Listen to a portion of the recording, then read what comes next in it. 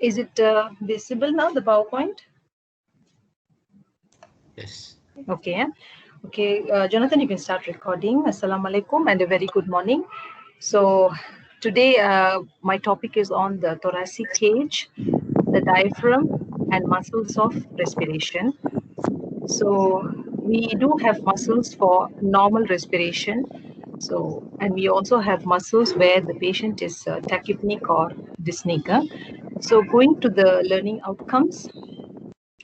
So the end of the session, the student should be able to describe the anatomy of the thoracic cage.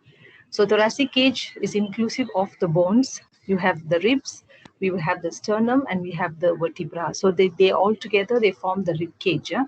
So we were going to talk about the anatomy of the thoracic cage, the joints forming the thoracic cage, the neurovascular and lymphatic structures. Specifically, we will talk a bit on the ribs and their classification.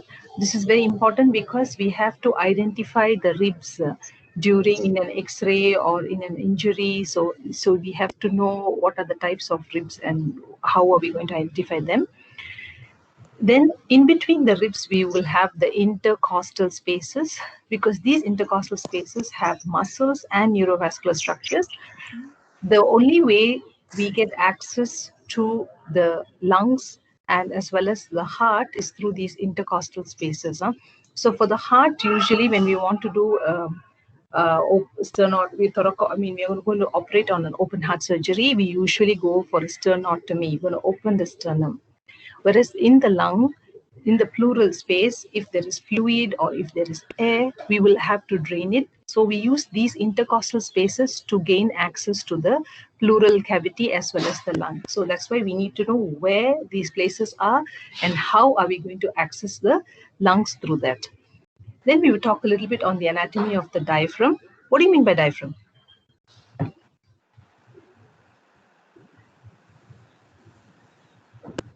What do you mean by diaphragm? What does the word diaphragm tell you? It's like a muscular membrane. Is it muscular membrane? Have you heard of cervical diaphragm for a contraceptive?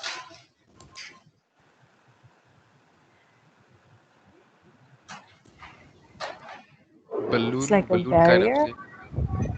Yeah, it's like a separating. It's something like a cover, or it is something like a partition that separates two cavities. So how many diaphragms have you have in the body? Any idea?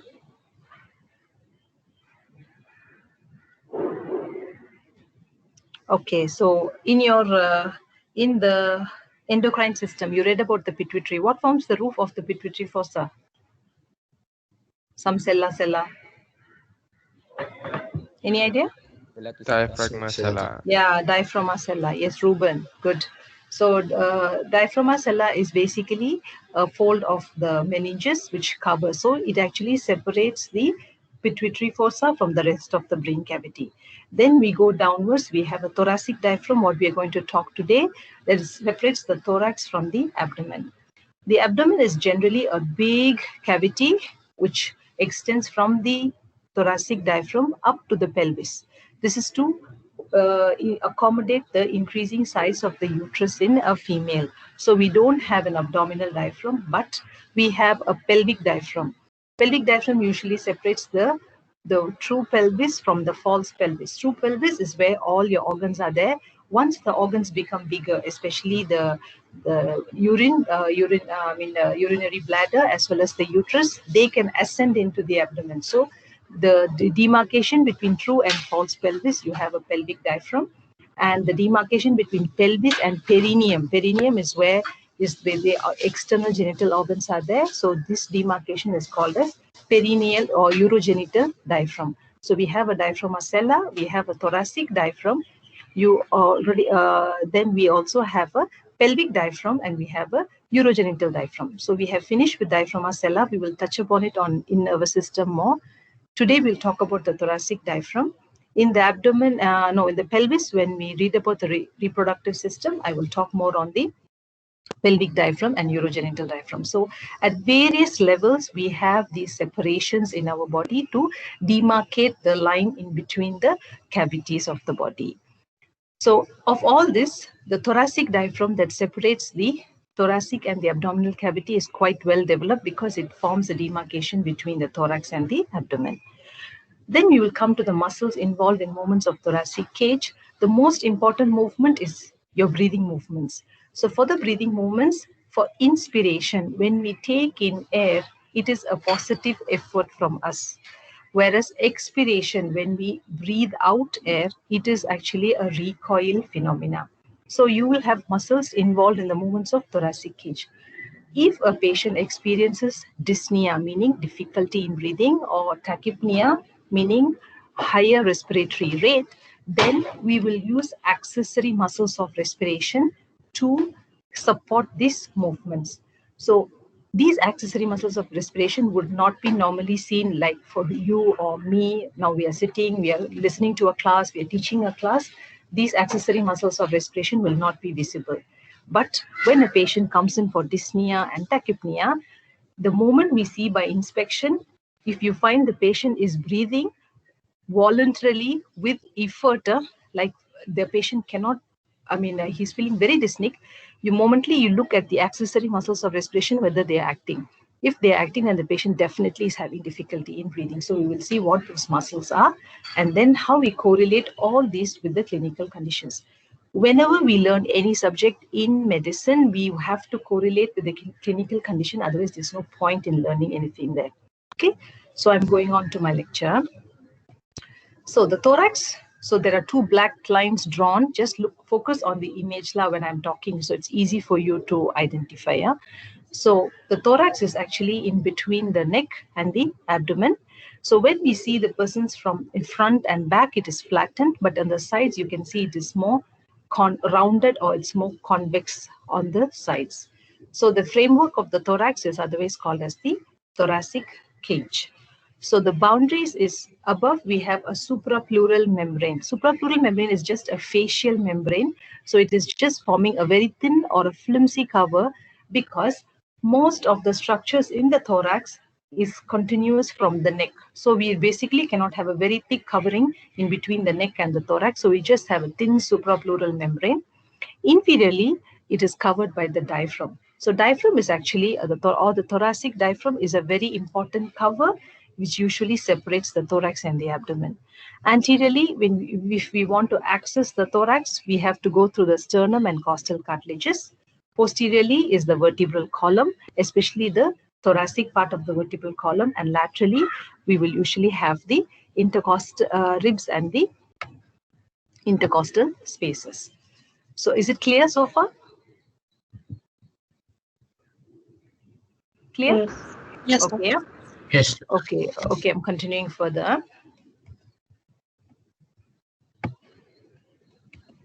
Okay, so what are the apertures of the thorax? Apertures means openings. So here in this figure, I have put one aperture in red color and I have labeled another in a purple color. If you can see above, I have labeled in red circle. Below, I have shown it in a purple V-like, inverted V-like structure. So the superior aperture, or the aperture which is the demarcation between the neck and the thorax, forms the thoracic inlet. So this thoracic inlet is actually an oval, transversely oval area, which is bounded by the manubrium sterna in the front, the first rib on either side, and the T1 vertebra behind. So that forms like a nice necklace-like structure from which the neck will extend into the thorax. The inferior aperture is quite bigger. This is formed anteriorly by the xiphoid process. So xiphoid process is a small inverted V-like bone which is usually present there. The costal arch. So the purple color inverted V shows the costal arch. It looks like an arch to you, and the 12th rib. So this inferior aperture is closed by diaphragm. Again, superior aperture is also closed by the suprapleural membrane, but as I mentioned, this membrane is not very important for us because it is a very flimsy membrane and it allows a lot of structure to pass through. So it is not important. But the diaphragm, it forms a very thick covering, so we must know what are the attachments and what is the function of it. So usually in books when we read, the chest or thorax usually includes the pectoral girdle structures which we have finished in musculoskeletal system. That's the pectoralis major, minor, the scapula, all your muscles of the pectoral girdle we have finished in the MSK. The mammary glands or the breast tissue we will cover in the reproductive system. So that's why I'm not touching upon it now. Just go only to the something related to the lung. So what are the bones that forms the thoracic cage? As I mentioned, we have three important bones that form. Number one is sternum. Any clinical use of sternum, you know?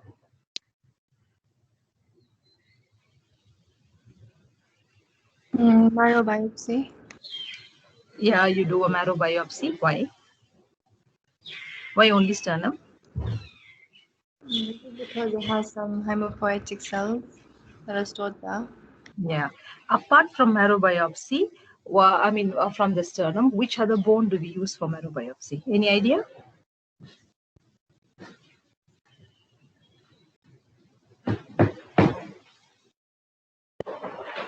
No idea? Usually we use the iliac crest. Where's the iliac crest? LV. Yeah, in the pelvic, it's a part of your pelvic bone. They either use the marrow or the iliac crest to take a biopsy, especially when we suspect a leukemia, a case of blood cancer, or any myeloproliferative disorders to do with the red blood cells, white blood cells, or the platelets. They usually go for a marrow biopsy there. So that's why it's very important to know the bones. Number one is the manubrium. So the sternum has actually three parts. Number one is the manubrium sterni. It lies opposite to T3 and T4. T3, T4 is behind, so it's just opposite to that and forms the upper part of the sternum. It has four articulations. Number one, it articulates with the body of the sternum. So the manubrium sterni, I'm just putting my cursor on it. Where is it? Laser pointer. So the laser pointer is just on the manubrium sterni. It is kind of a flattened bone which forms the upper part of the sternum. It articulates with the clavicle. It articulates with the rib. It articulates with the first and second rib, so two articulations, and it also articulates with the body of the sternum. So this manubrium sterni, which is what we feel when we put our hand onto the just below the suprasternal notch. So when we run through the manubrium sterni, we run downwards. We then go to the body of the sternum. So the articulation between manubrium sterni and the body of sternum is called as what angle? Sternal angle or angle of Sternal angle. Yeah. What is the clinical importance of this angle? It indicates the second rib. Second, it shows the attachment of the second costal cartilage with the sternum. So below that is this. Second intercostal space. So it is very essential for the examination of the precordium or placing your precordial leads for an ECG. I hope all of you have done a ECG hands-on even before this CMCO. So you must be knowing how to count from the sternal angle down. So coming to the body of the sternum, above it articulates with the manubrium sterni. Below is the small, I'm putting my cursor on the xiphoid process, the small V-shaped structure of the xiphoid process. On the side, it articulates with 2 to 7 costal cartilages. How is the edge of the sternum looking? Is it looking straight or it is looking at something like moth-eaten?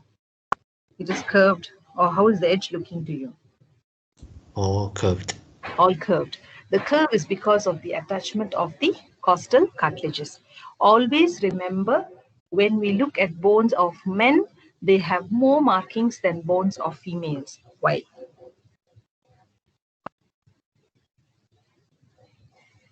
Our bones are bigger. Bigger and more muscular. So when a person is more muscular, the tendinous attachments of the bones can actually mold the attachment onto the bone. So they are more, so whenever we look for, last time when I was doing my undergrad, we used to get bones. We used to buy bones from people, especially in my country, they cremate people. So when they cremate, the bones are left over. So there are people who can collect it from the hot from the cremation area. they will give it to us, they will sell it to us lah. So when they sell it to us, we usually ask for male bones, because male bones, the markings are very good. So if you want to see a tubercle, you want to see a tuberosity, you want to see the attachment of muscles, male bones are very good. I still have my bones back at home lah. One whole bone set I have at home. So I haven't brought it here, so because I couldn't bring it via flight lah. Otherwise I'd have brought it here also. So the third is the xiphoid process. So xiphoid process, initially, it is a thin plate of cartilage. So upper part is made up of hyaline and lower elastic cartilage, but later it ossifies. So whenever we see kids having dyspnea or tachypnea, the subcostal recession, or the area where the xiphoid process is on, the breathing is very rapid. You can actually see the thoracic and abdominal wall going inside and coming out very exactly at the area of xiphoid process, because that is purely cartilage in babies. So in babies, we can see a lot of subcostal recession. Why? Because the xiphoid process is made up of cartilage, so it's easy to move. But later, when we start becoming older, it ossifies, so the subcostal recession is not very visible in heavy built individuals. In thin individuals, yes, we can still see. So this gives attachments to the costoxiphoid ligaments, or the cartilage, or the costal cartilages, to the diaphragm as well as the abdominal muscles. So we have three parts of the sternum. Number one is the manubrium sterni, which is a flattened bone. Number two is the body of the sternum, and number three is the xiphoid process. So the surface marking of the sternum. When we run down our neck, our hand in the neck, or your finger over the neck, you find a depression there. That is called as the suprasternal or jugular notch. It is at the level of T2 or T3. Can you still hear me? Can you hear me? Yes, sir. Yes, Okay, yes. okay. Suddenly I got one sound through my earphone. I don't know how. Okay. So then once you feel your suprasternal notch, I think you have to put your finger to feel your suprasternal notch. You run down your hand again, you will feel the sternal angle of Louis. When you feel the sternal angle of Louis, you know it is a level of T4 or T5. So the space below the angle of Louis is the second intercostal space, very important for us to examine the precordium. Then you run down forward at the level of T9, T10. This you cannot feel in heavy built individuals, but in thin individuals, yes, you can feel. You will find the xiphisternal joint. Usually the central tendon of the diaphragm lies behind the joint. So these would be the surface markings. So suprasternal is usually at T2, T3. Angle of Louis is at T4, T5. And xiphisternal joint is at T9, T10 levels. So this is the surface marking for the sternum. So again, as Jana mentioned, marrow biopsy is usually done in the sternum because it possesses hematopoietic bone marrow throughout life. At what age our red marrow becomes fat or yellow marrow, starts becoming fat or yellow marrow? Any idea? General anatomy. 50. 50, yeah. Alalamanya. At the age of 7. By 7 years of age, our marrow starts becoming yellow or fat marrow. So by the time we go into adulthood, most of the time only the sternum and the iliac crest will have the hematopoietic tissue. Okay, so the hematopoietic tissue starts regressing. Okay, so this is a common site for bone marrow biopsy. Plus, another important clinical correlate is sternotomy. Sternotomy is like the splitting of the sternum. It's used to gain access to the heart, thymus, and great vessel. So if there is a thymic tumor, you want to open the sternum to remove the thymic tumor. If an aortic aneurysm, you want to do something about it, you just have to do a sternotomy. If you want to do an open heart surgery, again, we do a sternotomy. So there is a large midline scar you see in people who do a sternotomy. Any other uses for the sternum, especially in psychiatric disorders? Any idea? Have you heard of malingering? You know what's malingering? No. Okay. No. Okay, some psychiatric patients, they will usually malinger. They will just act as if they are fainted, So when you put your firm pressure over the sternum, it is very painful stimulus. So if people want to wake up people from malingering, they give a pressure over the sternum. It's very painful. Please don't try it at home, or don't try it on your friends, because it is a very, very painful stimulus. So the moment you press there, they will just wake up with pain actually. So malingering usually, or they keep some ammonia or something near the nose so that they just sneeze and wake up. So usually in people with malingering, they give this pressure to see if they're really fainted or they are just acting as if they're fainted. So this, but please don't try it at home or don't try it on your friends, because it's a very painful stimulus. The painful stimulus on the bone is usually the sternum and the tibia, because it is mostly subcutaneous, if you notice. So don't press on these two areas. Okay. So we have done with the sternum, then we come to our ribs. We have 12 pairs of ribs, all are attached posteriorly to the thoracic vertebra. So we classify the ribs as true, false, and floating. So if you look at the image, ribs 1 to 7 have got their costal cartilages directly attaching to the sternum. If the costal cartilages are attached to the sternum, we call them as true ribs. The ribs 8, 9, and 10, they just attach themselves to the seventh costal cartilages. So we call them as false ribs. Ribs 11 and 12 do not attach to the sternum. So they are floating in the lateral thoracic wall. So that's why we call them as floating ribs. So true ribs, why do you call them again? It's because they are directly attached to the sternum. So behind their corresponding vertebra, they are attached to T1 to T7. False ribs, they are attached to the vertebra, but anteriorly they just attach themselves to the seventh costal cartilage. So that's why we call them as false. Floating do not have any attachments. If you just see the figure, true has costal cartilages, which is blue in color. False has just attached to the seventh costal cartilage, and floating, they're just floating in the lateral thoracic wall. So we call them as floating ribs. So we are talking about costal cartilages. So what type of cartilage is it? Is it hyaline, elastic, or fibro?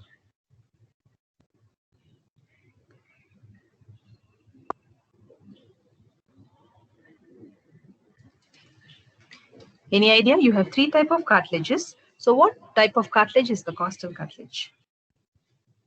Hyaline. Yes, it is hyaline. So whenever you read, please look back.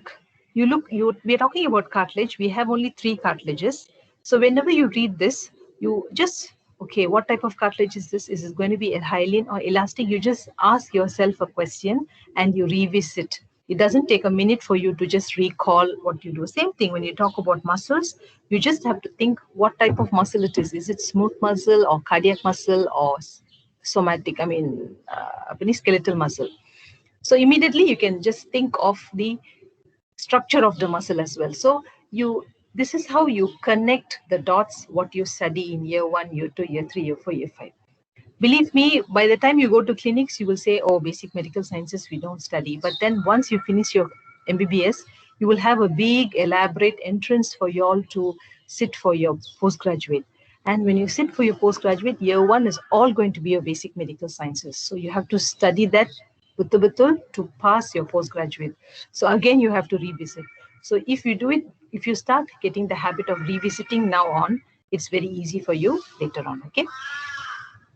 So once we are done with the classification of ribs, we go to a typical rib. So we also classify ribs into typical and atypical ribs. Typical is specifically found like the curved bone, what we see there. So it is a long, twisted, flat bone.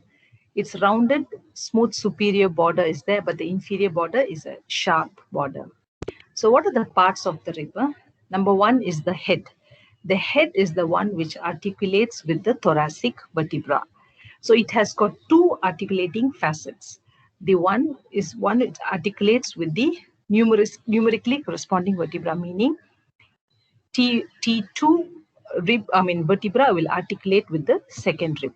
So the second rib will articulate with T2, plus it will also articulate with the vertebra above it. So the second rib will articulate with T2 and T1.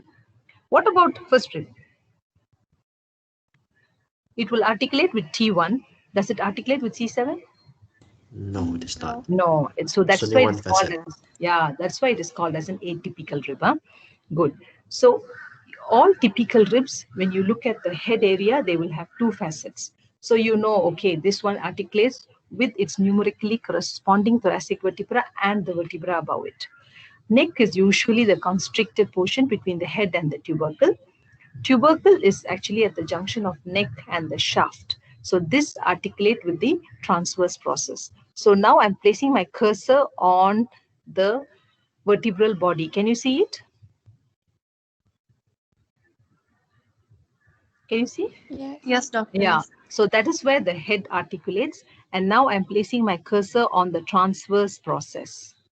So now my cursor is on the transverse process. So that is where the tubercle articulates. So it is quite a very tough articulation for the rib, so that the thoracic cage is always intact. Going down further, we have a shaft, the thin shaft, which is twisted on its long axis because of the attachment of muscles. So angle is a point just lateral to the tubercle where the shaft bends sharply forward. So angle is the area where there is a sharp bend starts. So here I've just added one figure. I don't think so this is my lecture slide, just to show the costal groove. So the costal groove is located at the lower border of a rib. This costal groove is very important because it lodges the intercostal vessels and nerves. So I have the head of the rib, I have a neck of the rib, I have a tubercle of the rib. I'm running down in the shaft. I have a sharp bend at the angle, and then I run at the whole body of the rib. The body of the rib is otherwise called as the shaft of the rib. So the inferior border has a groove. We call it as a costal groove. Clear? Yes, doctor. Okay. So as I mentioned, we classify ribs into typical ribs and atypical ribs. So typical ribs are the one has this structure. Coming to the atypical rib. Atypical rib, so I just wanted to go into the figure. So the topmost rib here is a first rib. So this atypical rib is usually, why is it atypical? Number one, it has only one facet for the head. So it just articulates with T1 only. It does not articulate with C7. Number two, you see how short and stout it is. It is not typically long and curved like a typical rib. Number three, it has got attachment to the scalenus muscle and also has a groove for the subclavian artery as well as the subclavian vein. So these features make the first rib very atypical. So what are the features? Number one, the size of the rib is small and stout. Number two, it just articulates only with the numerically corresponding vertebra, that is T1. It gives attachment to scalene muscles as well as it has grooves for subclavian vessels apart from the intercostal vessels. So these are the reasons we say the first rib is atypical. The second rib is also atypical because it is still not the long curved rib as what we saw just now. It is a bit longer and thinner than the first rib, but still it is atypical because of the shape of the rib. It forms a rough C-shaped rib. Then we come to the 10th rib. The 10th rib also has only one articular facet for the, so 10, 11 and 12. All these three have only one articular facet. So that's why we call them as atypical, of which you see the 11th and the 12th rib, they just look like only one piece of a bone. They don't even have the shape of a rib. So these 5 ribs together, we call them as atypical ribs. So atypical would be 1 to 10, 11 and 12. The typical will be 3 to 9. So the typical is all the features we saw just now. Atypical, why? Because first rib has got only a single facet that gives attachments to other muscles, gives grooves for other vessels to lodge in apart from intercostal vessel. Second rib, it's a rough C-shaped, still it has not got the rib shape, that's why it is atypical. 10, 11 and 12 has only one articular facet, of which 11th and 12th, you see, it is just like a piece of bone. Don't ask me whether your better half is made from your rib or not. I do not know about that. Okay, so that is, I can leave it to religious people to tell whether the woman is made up from the rib of a man. Okay, and then they will also be telling like, don't Don't try to, Apani, don't try to mold your woman. She's made up from the rib. You will break her or something like that. I don't know about that. I just know about typical and atypical ribs. Clear so far? Yes. Yes, sir. Okay. Yeah? Okay. So with this, we have done with the bones. Now coming to the clinical correlates. What do you mean by a cervical rib? You have a rib from the cervical vertebra. So usually ribs will be attached from T1. So if I put my cursor there or attachment to T1, the ribs usually start from there. If there is an extra rib coming from C7, we call it as a cervical rib.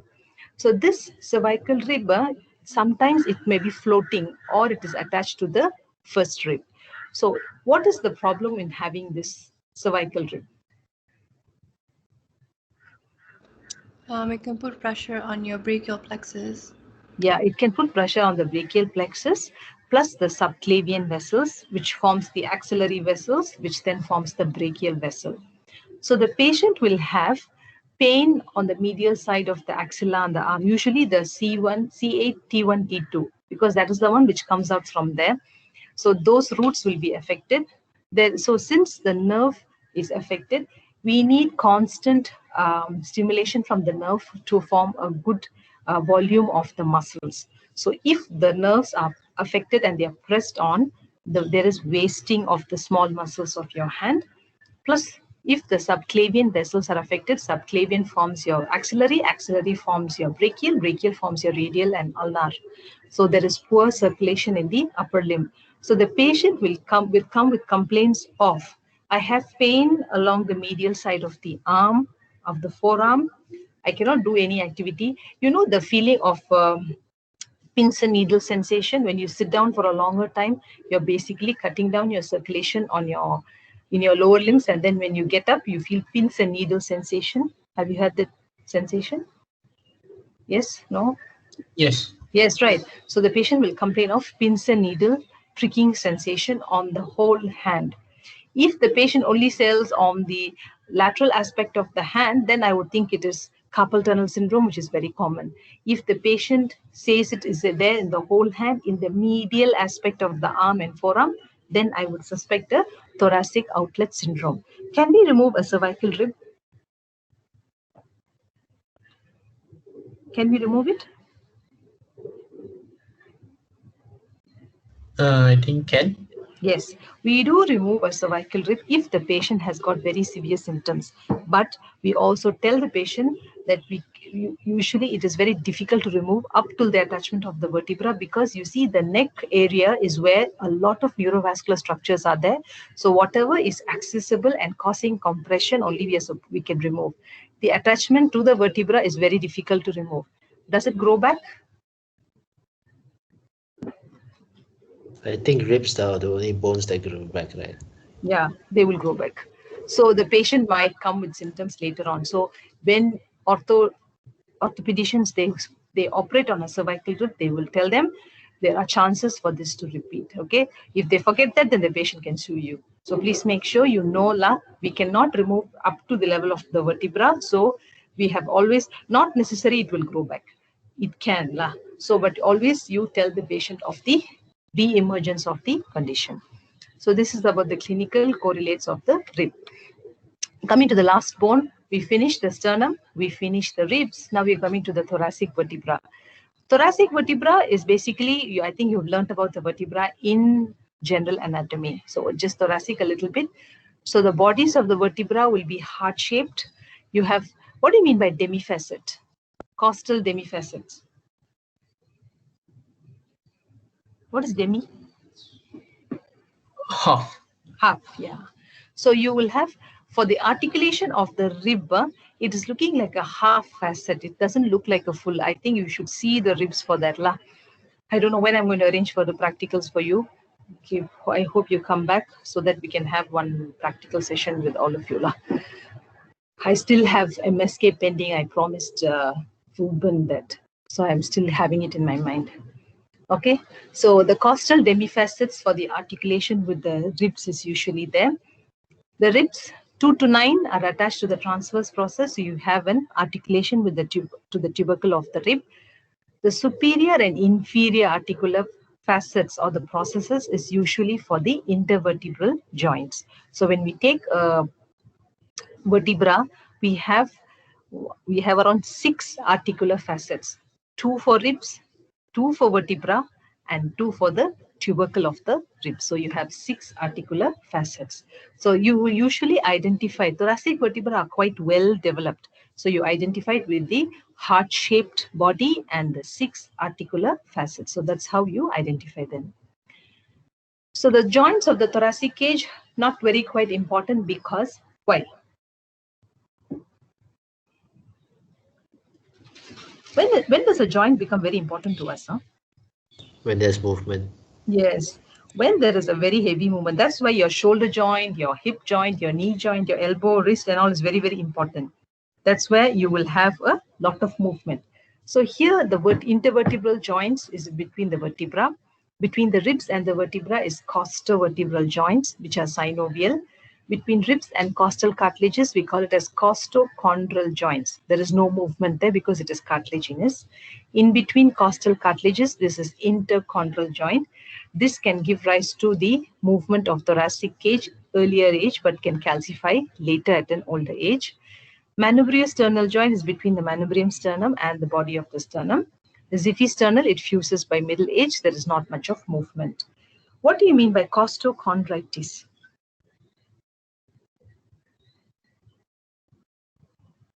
Inflammation of the costal cartilages. Yeah, so it is a very important clinical condition which usually we see a lot in clinical practice. So when a patient comes with chest pain, I have not specified here, but I'm just adding it on for you all.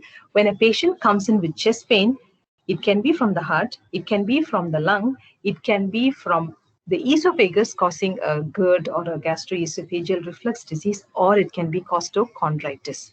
So in costochondritis, a little pressure on the costal cartilages produces severe pain. It might mimic a heart attack. So it is a diagnosis by exclusion. When you cannot diagnose anything else, finally we say they have costochondritis. And when you give painkillers, it becomes better with painkillers. It is very commonly seen in fibromyalgia, a chronic pain condition, or chronic pain syndrome in women. So this is very common in this middle-aged women group who usually have this. And stress is a very important reason to get this costochondritis. Am I clear until now? Yes. Yes, sir. So for the intercostal space, you can just go take a 5-minute break. We start. Whoever hasn't signed the attendance, please do sign the attendance. Just take a 5-minute break. I will come up.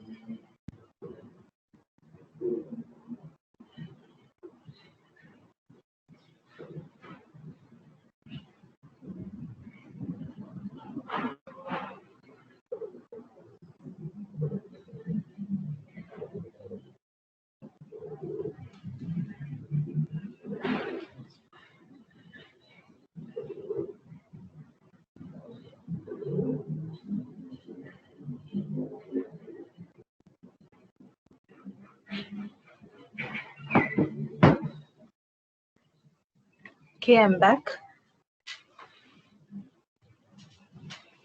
So if you have any doubts, you can ask me.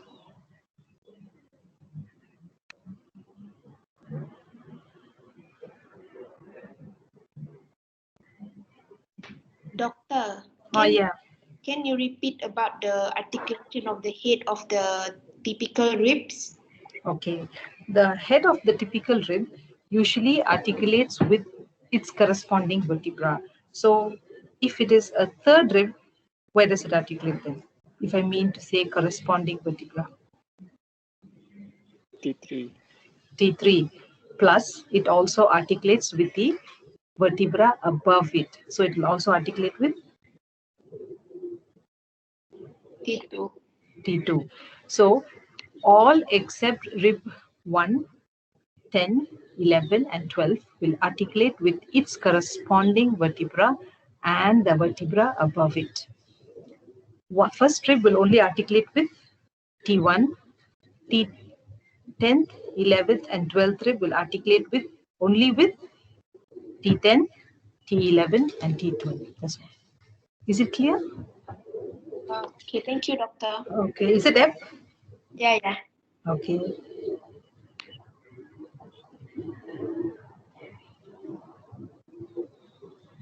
Okay, so let me continue. So we have finished with the bones.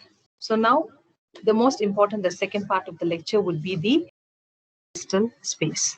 So why are we even talking about intercostal space is because we want to know the structures that lie in the intercostal space and how to access the structures. Like for example, if we want to access the structures in the abdomen, very easy. We have only muscles there. So if we know how the nerves run and all over there, how's the direction of muscles, easily we can access. But the thoracic cavity is not like that. We usually have ribs which form a very good costal, you call it as thoracic cage. We call it as a cage, like kurung.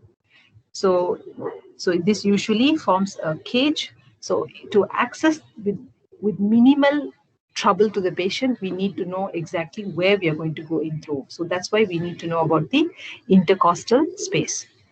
So a gap between two ribs is called as intercostal space. It has three pairs of muscles: external, internal, and innermost intercostals. How many pairs of muscles you have in the abdomen? Any idea?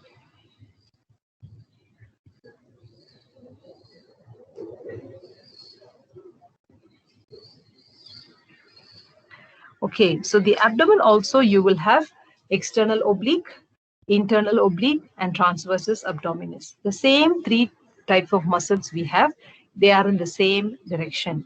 The only difference is the ribs will grow inside these muscles, in between these muscles in the thoracic cage, whereas in the abdomen we don't have ribs. Why we don't have ribs? Because abdomen is full of organs and we need to accommodate a pregnant uterus. If there is a urinary obstruction or there is a full bladder, we need to accommodate a large bladder. So we need to accommodate quite a few things in the abdomen. So we don't have ribs that forms a cage. So always when you read the intercostal space with three muscles, the direction, the same three muscles will be present in your abdominal wall as well. Please remember that. So when I teach in the abdomen, I will ask you. Again, I will get a staring silence like this. So this intercostal nerve and blood vessels we usually run between the intermediate and the deepest layers of the muscles. So it is in between the internal intercostal and innermost intercostal layer of muscles, that how you can see as the van structures I have put in here. So the structures that run downward is external intercostal. The muscle that run upward is internal. In between the internal and the innermost intercostal, you will have the intercostal vessels and nerves. So how do they run? They run from above downwards as van structures: vein, artery, and nerve. So where else do you find this van mnemonic? Femoral triangle. Femoral triangle. Is it upward, up to down? It's lateral to medial. Lateral to medial. Lateral to medial.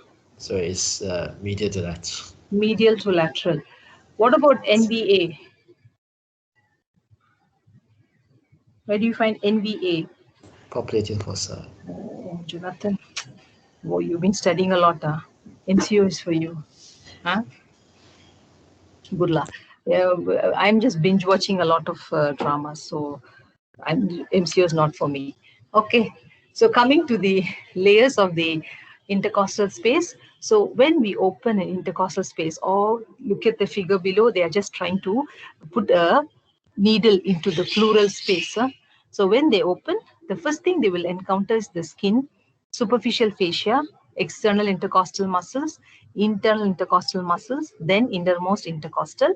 Then they will go through an endothoracic fascia, and then they will go to the parietal, and then pleural space, and then visceral pleura. So how do you know you have not entered a vessel? If, for example, if you want to take a pleural fluid for testing, if it's malignancy or an infection, in the case of pleural effusion, you're going to take fluid there. How do you know you have not entered a vessel?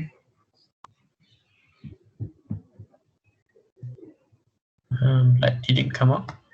Yes, usually, always remember, when you put through a needle, please retract the syringe back and see whether blood is coming in through. If there is blood coming in through, you have entered usually a vessel. That's very, very important. Okay, so when a person goes into the layers of intercostal space, this is where we want to access your pleural cavity.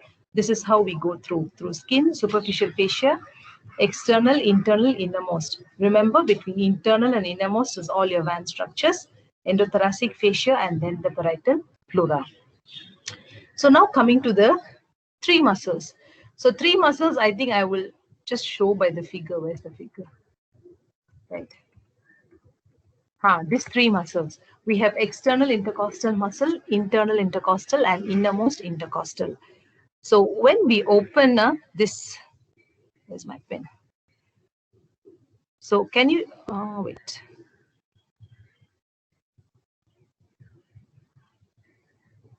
Pen. Okay. Yeah, I'm trying to draw, but I'm unable to draw. Why? Yeah. Should I use a highlighter? No, la.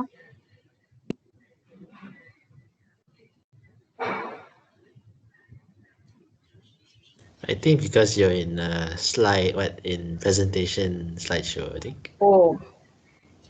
Wait. So can I just go out of the presentation slide for a while? Can I? Let me see. No, la. It should be in a presentation mode only, right? I think you have to right click, is it? Okay. Let me try Right once again, la. Right click. I think up to. Yeah. It's right there, isn't it? This is the pen, right? Yeah, but then the colors will come out. Wait, let me see. Yesterday I tried it. Okay, la. Now I cannot. I don't know why it's not coming. Okay. So number one is the. It is laser pointer. Okay, so number one is the external intercostal muscles. So this external intercostal muscle, how do I identify? The fibers take origin from the superior rib. So intercostal muscles are small muscles which cover only one intercostal space. So if they run from the superior rib to the inferior rib. So here, if you see, if the muscles run downward and forward, like how you put your hands inside your pocket. So if the muscles run downward and forward, so that is your external intercostal muscles. If the muscles run downward and upward, so it is just opposite to that of their internal intercostal muscles, not downward and upward, sorry, forward and upward, or downward and backward, we usually call them. So if they run downward and backward, we call it as internal intercostal muscle. And if they just run downward and outward, we call it as innermost intercostal muscle. So I repeat once again, we have three intercostal muscles. The way to identify them is their direction of running of their fibers. All three intercostal muscles take origin from the superior rib and they run to the inferior rib. If they run downward and forward, we call them as external intercostal. If downward and upward, we call them as internal. I'm sorry. If they run downward and backward, we call them as internal intercostal. And if they just downward or outward, we call them as innermost intercostal. Why do we have 3 different direction of muscles here? Any idea?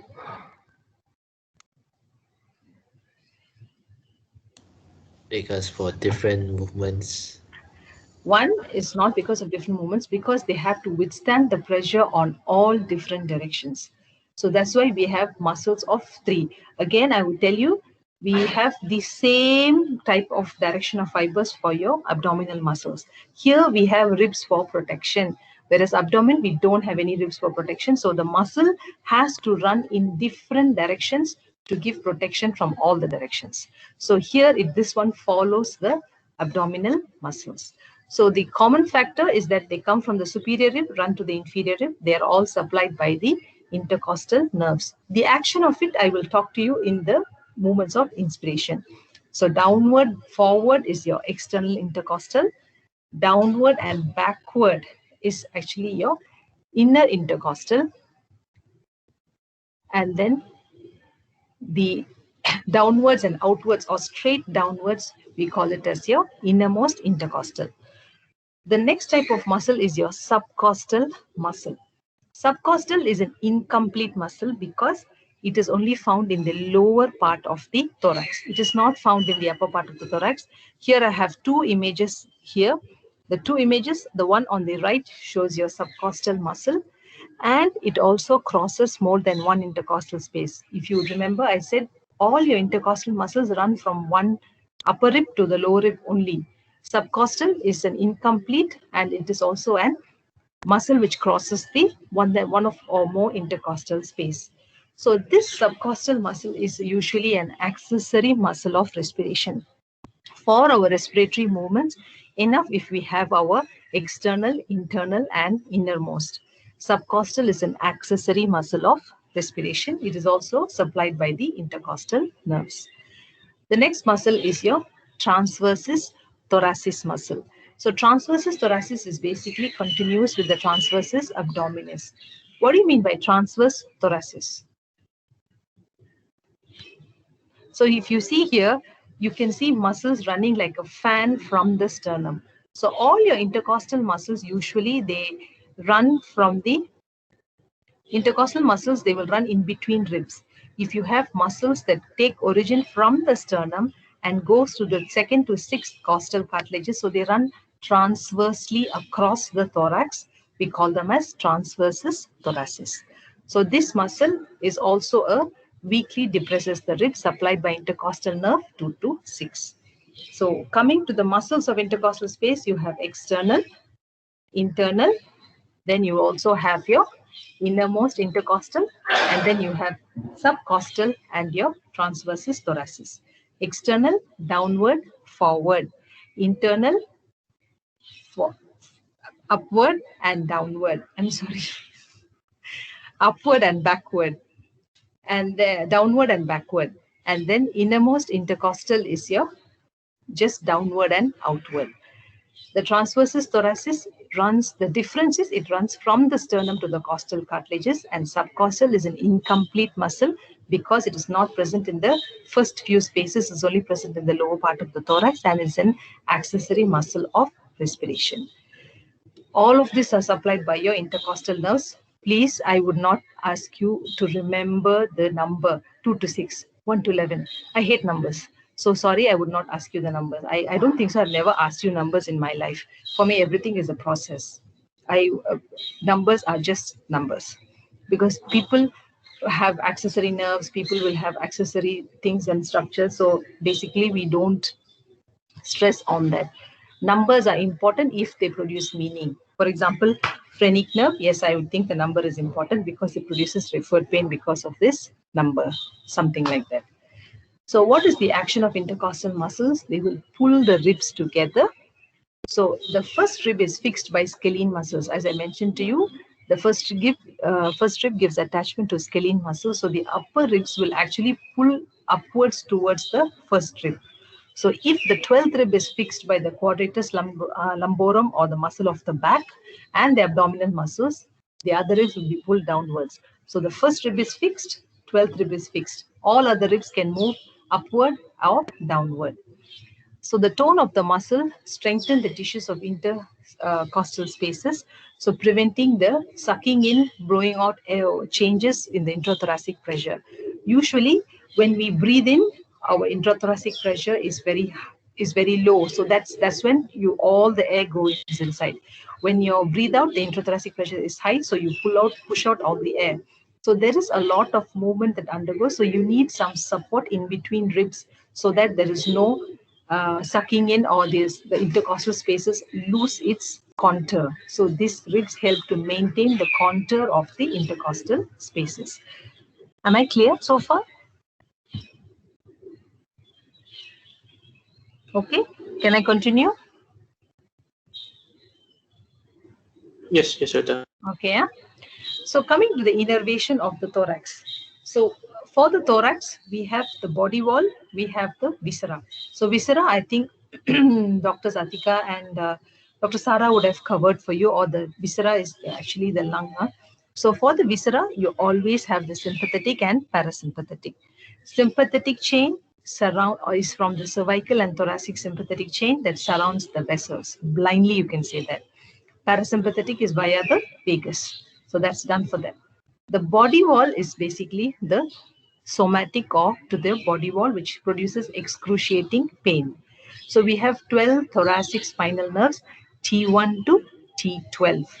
So this is where these spinal nerves, when they reach the intercostal space, we call them as intercostal nerves because they lie in the intercostal space. So if you see what is 12 thoracic spinal nerve, no, spinal nerves or thoracic spinal nerves is your intercostal nerve. So when your intercostal nerve starts coming out from the vertebral column, they will communicate with the sympathetic ganglion. After communicating with that, they will divide into anterior and posterior branches.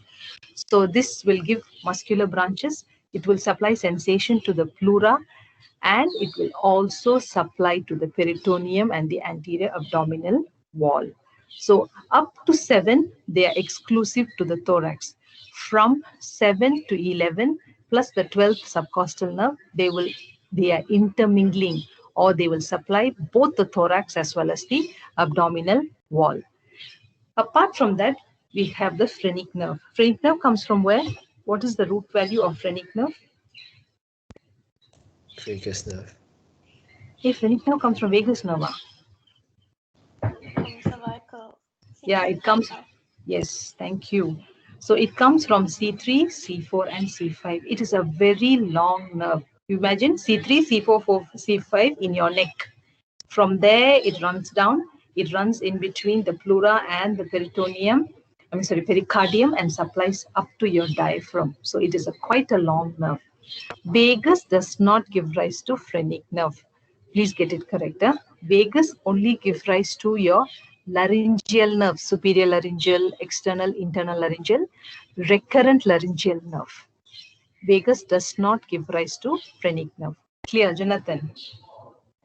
Yeah, I got confused between the laryngeal nerve. So when you go to the innervation of thorax, you have to separate it. Okay, outside I have a body wall, inside I have viscera. When the viscera is inside, it should be sympathetic and parasympathetic. Done. When I go to the body wall, I have nerves T1 to T12, which I otherwise called as intercostal nerves. They will come out, they will communicate with my sympathetic ganglion, give rise to sensory as well as muscular branches. And from 7 to 11, they will, like 7-11, they will supply the anterior abdominal wall as well, because there is no demarcation between the thorax and your abdomen. Apart from that, there is one nerve, phrenic nerve, which is C3, 4, 5. I will talk more on that. So this phrenic nerve supplies up to the diaphragm. So the first thing I said, the T1 to T12, you have 12 pairs of intercostal nerves. So they're from T1 to T12. T12 is below the rib cage, so it has a special name. We call it as subcostal nerve. So now it will come out of the vertebra. If you can see, I'm just putting my cursor on the intercostal nerve here. It will come out of the vertebral column. T1 will supply or give a tweak to the brachial plexus. So that's why we say C5, 6, 7, 8, T1. You're the root value of your brachial plexus. T2 or the second intercostal nerve, this is otherwise called as the intercostal brachial nerve because it will join the medial cutaneous nerve of arm. So that's why in cases of an anterior myocardial infarction or a myocardial infarction involving the anterior wall or the lateral wall, the pain sensation is carried by T2, but it will converge on the T2 cervical column. So the brain will think the pain comes from the arm as well. So that's why in the medial aspect of arm, we have referred pain. It's because of T2. So this 1 to 6 intercostal nerves, they usually lie and innervate in their corresponding space.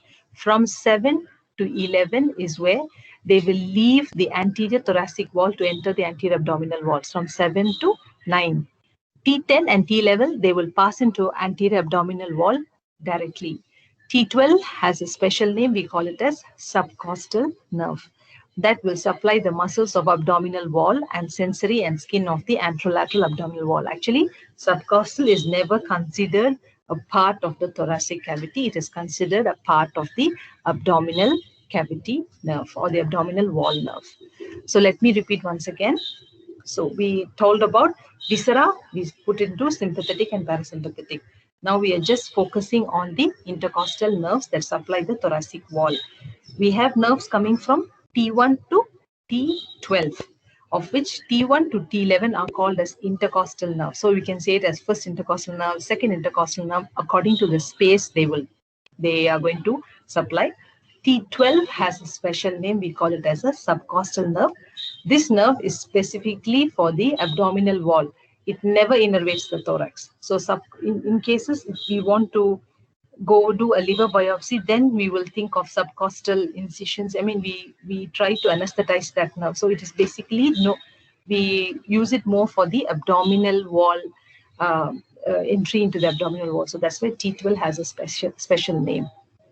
So here, two branches will communicate with the brachial plexus. One is T1 and now the other one is T2. T2 is usually, T1, it will give a tweak to brachial plexus. T2, it will usually join the medial cutaneous nerve of arm as well as the forearm. So here, this is responsible for the referred pain along the inner surface of the arm, especially in cases of cardiac infarction. So here, 1 to 6 intercostal nerves, they lie in their spaces. So if you know you're palpating the first intercostal space, you know T1 is there. You go to second space, you know T2 is there, like that. 7 to 9, they will live in their spaces, but then they will leave to enter the anterior abdominal wall. 10 to 11 go into the anterior abdominal wall directly. They will actually tend to cross spaces. Subcostal nerve, as I mentioned, it directly supplies your anterior abdominal wall. It is considered as a nerve of the anterior abdominal wall rather than the thoracic wall. So what's the arterial supply of thoracic wall? Here are quite a number of arteries are there. So what I would want you to remember here is the major arteries are two, subclavian and axillary. So where does subclavian come from?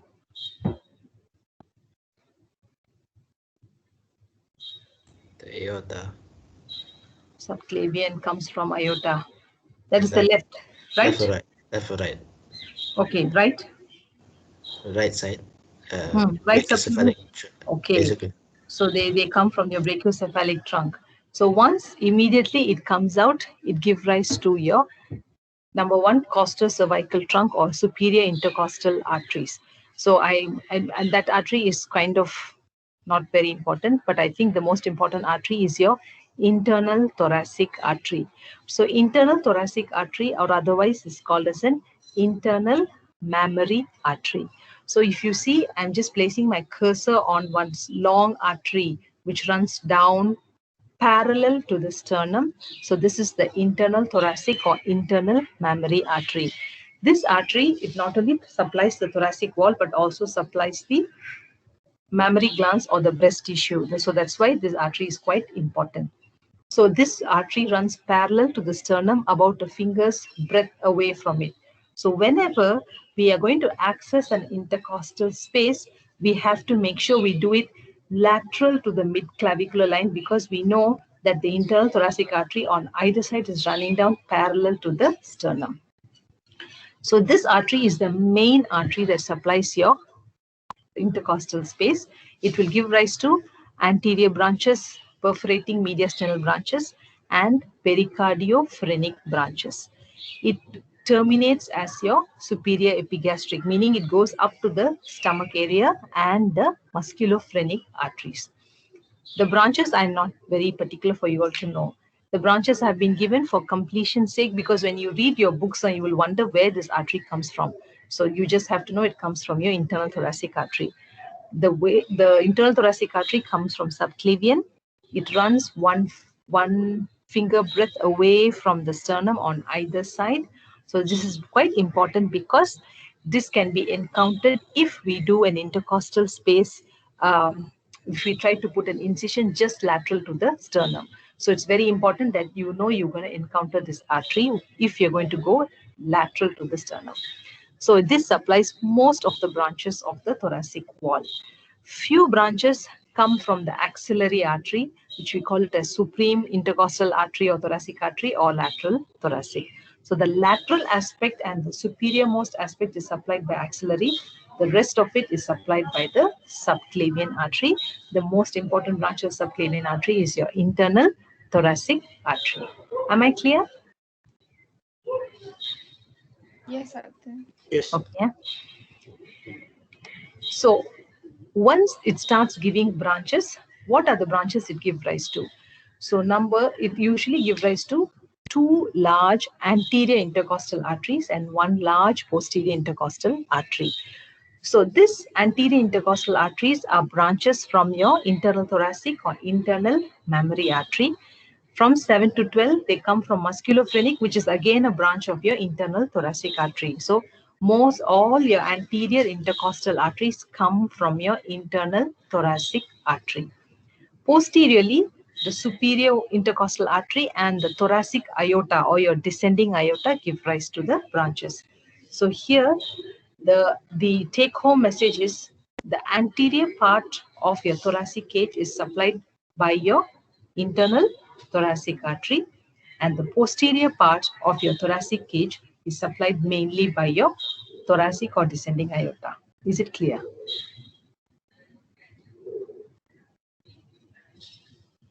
Clear? Yes? Yes, Doctor. Okay. So you have two anterior arteries, one posterior artery only. So the anterior branches, all the origin is your internal thoracic artery. The posterior, most of it comes from your thoracic or your descending aorta. That's all you have to remember in this. Clear? Okay, I'm moving on. Yes. Okay, so again, we go to the venous drainage. So again, you have venous drainage anterior and posterior. What is your posterior venous system? Azygous. Yeah, so the posterior, everything will go into your azygous, hemiazygous, or accessory hemiazygous system. Anterior will go to your internal thoracic vein or musculophrenic vein or SVC or brachiocephalic vein, which is found anteriorly. So always remember, anterior from your internal thoracic artery drains into anterior vein. So what are the anterior veins we have? Either internal thoracic vein or musculophrenic vein or SVC or brachiocephalic vein. Posterior, they go into the azygous system. That's what you're supposed to remember out of it. Always remember, when it comes to anatomy, we give the small names of the branches, but then when you look at the origin of the vessel, I think that's more important for you all to remember rather than the very nitty-gritty details, at least for me.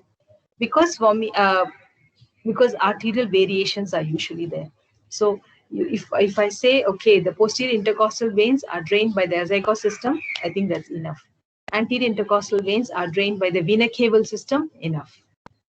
I don't want, you all to think like it goes into this intercostal vein, that intercostal vein. No. It drain veins basically For example, if you have veins here, like in the upper part, you can see they directly grow into the SVC or brachiocephalic. In the middle part, they go into the internal mammary. The lower part, they go into musculophrenic. So that's how they travel. Wherever the nearest vein is there, they will just go and drain there. So the most important thing is for you to remember the system, azygos system or the vena cava system. Clear? Yes. Yes. Okay. Yeah? So coming to the lymphatic drainage of thoracic wall, this you have to tell me. Axillary lymph nodes, how many groups are there?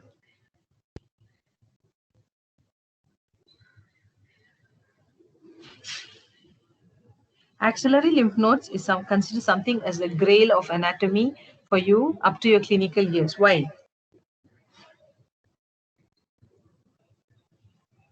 You want to detect any enlargement of the lymph nodes. Yeah. In which condition? Cancer, for example. Yes. Which cancer? Breast cancer. Cancer. Yeah. Breast cancer. So breast cancer, axillary lymph node, yes, very, very important. So do men get breast cancer? Possible. It's Yes, sir. possible. Is it bad or good? How is the prognosis in male breast cancer?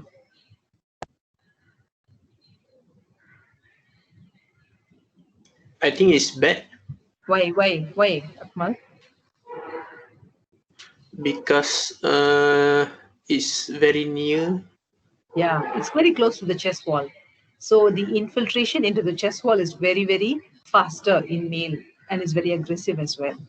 So males do get breast cancers, and then the infiltration of the chest wall is very so, or fixation into the pectoralis major, fixation to the muscle, fixation to the bone is very common in males. Okay. So the lymph drainage of the thoracic wall. So usually anteriorly, it is drained by the axillary group of lymph nodes. Must know knowledge is the group of your lymph nodes. So anteriorly, with this the purple color or the pink color lymph nodes, pink one is otherwise called as pectoral group of lymph nodes. Posteriorly, they are called as subscapular group of lymph nodes. Usually they are red in color. So because they're below the scapula. Then you also have the lateral or the humeral group of lymph nodes, which is green in color. And the blue one is the central group of lymph nodes. All of it then drain into the apex of the axilla or the apical group of lymph nodes. So you have 5 groups of lymph nodes. What do you mean by sentinel lymph node? Any idea what do you mean by sentinel lymph node?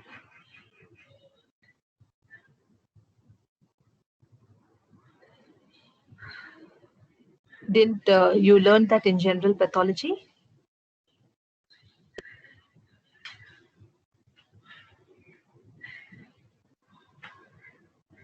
No, huh? No, I don't think so, doctor. Okay. I think no. Okay. The sentinel lymph node is the first lymph node to be affected in a tumor. So we give it a special name called as sentinel lymph node.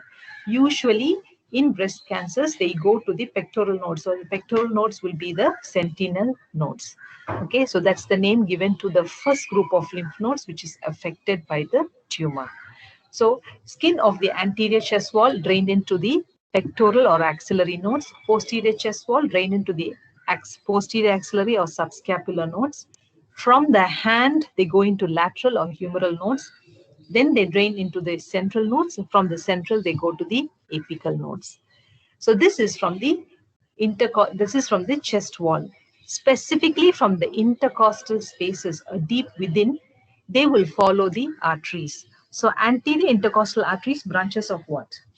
As I told you, it's branches of internal thoracic artery or internal mammary artery. So they will go into the internal thoracic nodes. Always the lymph will follow the vessels. Okay, the lymph will always follow the vessels. So when you read about the artery, you read about the vein as well as you also read about the lymph. All three will travel together. They don't really move or deviate away. If it is specifically deviating, we will tell you, or it is specifically mentioned in books. Arteries, veins, and lymph, they all flow together. Posteriorly, posterior branches are, posterior arteries are branches of? Your descending aorta. So it will go to the para-aortic nodes. So para-aortic nodes or the posterior intercostal nodes, they are present posteriorly around the aorta. So that's where they go to. Am I clear? Clear. Okay. So if you see, anteriorly, all the vessels come from the internal mammary artery, internal thoracic artery or internal thoracic artery. The veins, they will drain into internal mammary artery or the tributaries. Veins, we never call it as branches, we call it as tributaries. They go to those tributaries. And the lymphatic drainage also will go to the lymph node that surround the arteries. Posteriorly, mostly it is supplied by branches of descending thoracic aorta. It will go to the azygos system plus the para-aortic nodes. Does it make sense to you now? Yes? Yes, yes. Doctor. Okay. Thanks, Ruben. Okay. Now we go to the clinical correlates. So why we want to know about all these intercostal spaces? So we go because we have to do a procedure called as thoracocentesis or thoracostomy. What is the difference between thoracotomy and thoracostomy?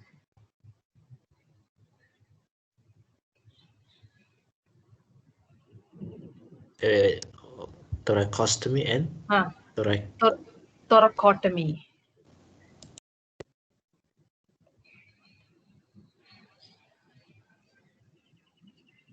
Thoracotomy is opening. Thoracostomy is just you make a very small, thoracotomy is a large opening. When you're going to open a cavity, we call it as thoracotomy. Thoracostomy means you're just using a small incision to gain access into a cavity.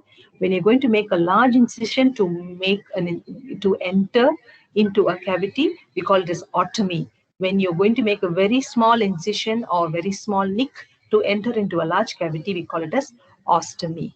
Okay, so thoracotomy or thoracocentesis is an invasive procedure to remove fluid or air from the pleural space. You either use it for diagnostic or therapeutic. When there is air or fluid in the pleural space, will the lung be able to expand well? no. No, right. So that's when we have to remove the air or the fluid. So that becomes therapeutic. Whereas we want to know what is the reason for the fluid there. So that's when we do it for a diagnostic purpose. We want to know, is it because of malignant pleural effusion or is it because of infection or pleuritis? So we take the fluid and we check. So it can be either used for diagnosis or treatment purposes. So you will always introduce the needle in the upper border of a rib with patient holding in full expiration. Why in the upper border of the rib? What is there in the lower border of the rib? Where is your costal groove? Costal groove is the lower border. Okay, so whenever you take a rib, you will know in the lower border of a rib, you will have the costal groove. So for example, you are in this, imagine you are in the 6th or 7th space. So you're just palpating the 6th rib. So you will introduce the needle in the lower border of the 6th rib or in the upper border of the 6th rib. Upper border 6th rib. Upper border of the 6th rib or the lower part of the 5th intercostal space. Am I correct? Yes, doctor. Yes, sir. Why in full expiration?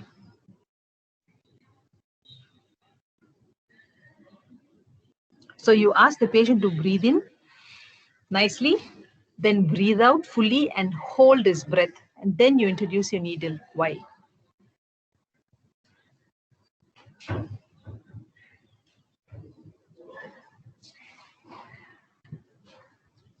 Any idea why? No? Yes?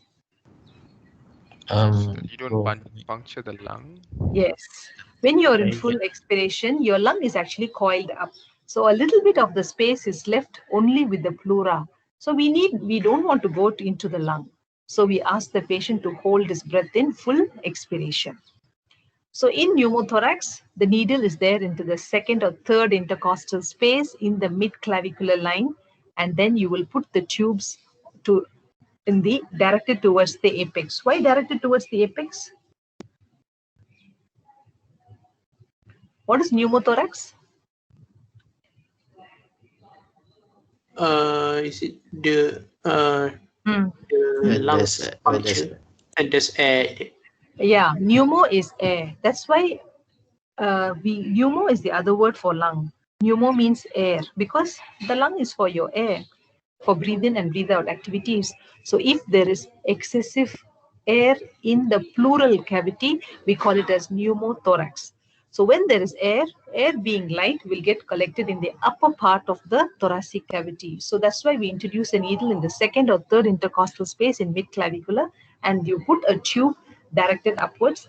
That tube, the other end of the tube, we put it underwater. So all the air will come and it will be draining into the water cavity, and then you can see bubbles inside that water. You see it once in the ward, you will never forget it. In pleural effusion, what is pleural effusion? when there's fluid build up in your pleural cavity. So when there's fluid buildup, it usually buildups in the lower part of the pleural cavity, fluid being heavier. So you will introduce the needle in the 6th to 9th intercostal space in the mid-axillary line and directed posteriorly. So if it is pneumothorax, it is the upper part. Where if it is in the pleural effusion, it is in the lower part. Am I clear? Doctor. Yeah. In pneumothorax, if we, puncture the needle in the second or third intercostal space at the mid-clavicular, won't we actually might injure the internal thoracic artery? Internal thoracic artery. You don't go so deep into it. Oh, okay. Usually it is an ultrasound guided needle. Here nowadays it's become an ultrasound guided, so we don't actually injure into the artery. If we even puncture that, blood is going to come out into your needle, so you can just remove it off. That's why I always say you have to retract back a little bit and see. Okay. Going down further. Okay. When do you do an intercostal nerve block?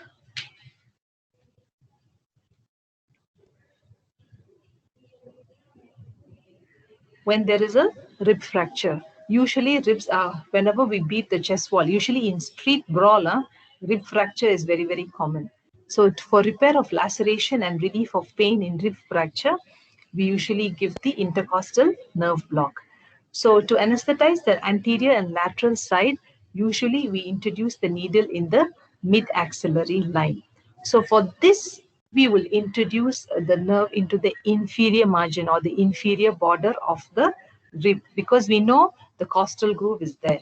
So you will just inject the anesthetic in and around the costal area, the inferior margin of the rib. So you remember, when we want to do a thoracostomy or thoracocentesis, you go to the superior margin of the rib. When you want to give an intercostal nerve block, you go to the inferior margin of the rib. Is it clear?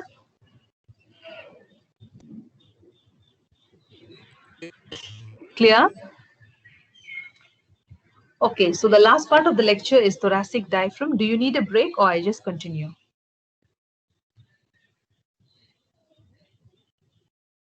Na break? Continue. And continue. Okay, you just want to get away with me, yeah? Okay, it's okay.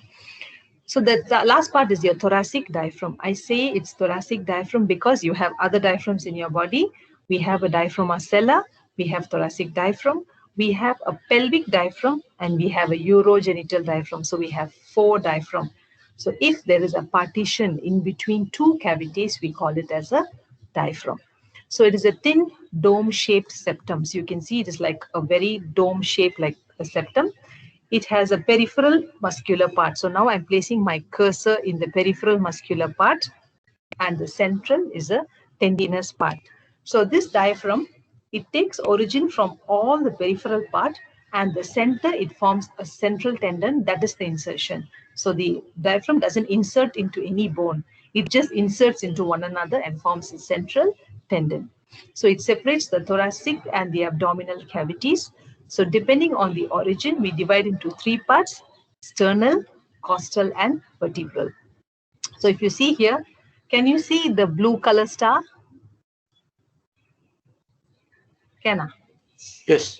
Yeah, there is a blue color star, there is a red color star. So the blue color star is called as the sternal portion of the diaphragm. It takes a origin from the xiphoid process. So it is a very small part.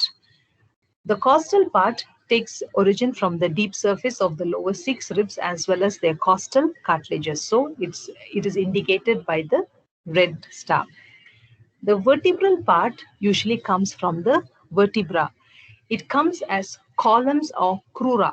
The column is otherwise called as crura. Can you see the blue color and the green color? The curved lines, blue and green. Okay. So the blue color indicates the medial arcuate ligament, and the green color indicates the lateral arcuate ligament.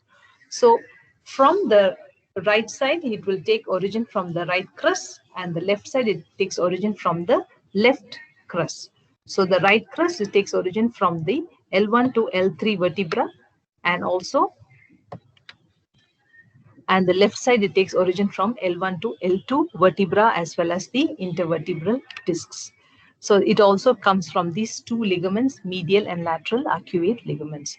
So again, I repeat, diaphragm is actually a dome-shaped structure.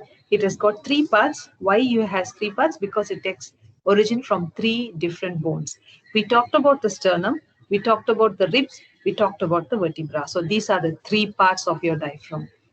The blue star indicates the origin from the sternum or the xiphoid process. The red star, which is the largest part of the diaphragm, takes origin from the ribs, and the vertebral part takes origin from the vertebra, not the thoracic. Remember, it is not the thoracic vertebra, it is from the lumbar. So because the thoracic already finished at T12 level, so the diaphragm takes its origin only from the lumbar vertebra, plus two ligaments present on either side of the vertebra. These ligaments are the blue color one, which is the medial arcuate ligament, and the lateral, we call it as the lateral arcuate ligament. So this arcuate ligaments, they are found lateral to the crura. So this medial arcuate ligament, it usually takes origin from the L2 to the tip of transverse process of L1, from lateral, from that tip of transverse process of L1 to the border of the 12th rib. So these ligaments are arcuate. Arcuate means they're shape of an arc. They are not straight. That's why they're called as a arcuate ligament. So you can hear very clearly, you can see the vertebral origin of the diaphragm. It takes origin from L1, L2, L3. It does not take origin from the thoracic vertebra. Am I clear? Do you want me to repeat again? Yes, please, doctor. Okay. So the diaphragm is a large muscular structure. It is dome-shaped. It takes origin from three areas. Now, anteriorly, you can just put your hand in the epigastric region. That's where your xiphoid is. So it takes origin from there. You run down your hand laterally. That's where your costal margin is. So that's where it takes origin from the inner surface of the rib. When we go behind, it takes origin from L1 to L3 vertebra, plus the ligaments, the medial and lateral arcuate ligaments attached to it. Once it takes origin, all of the fibers will come to the center. So now I'm just putting my cursor on the central tendon. It will come and unite together in the center as an aponeurosis. So that is what is called as your central tendon. So what is the difference between a tendon and an aponeurosis? General anatomy.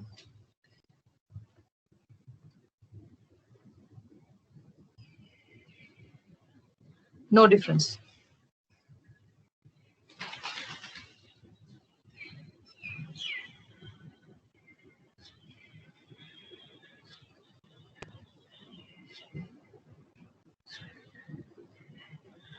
What is it made up of? Both. Okay, what is the similarity? Let's start with the similarity. What is the similarity between a tendon and an aponeurosis?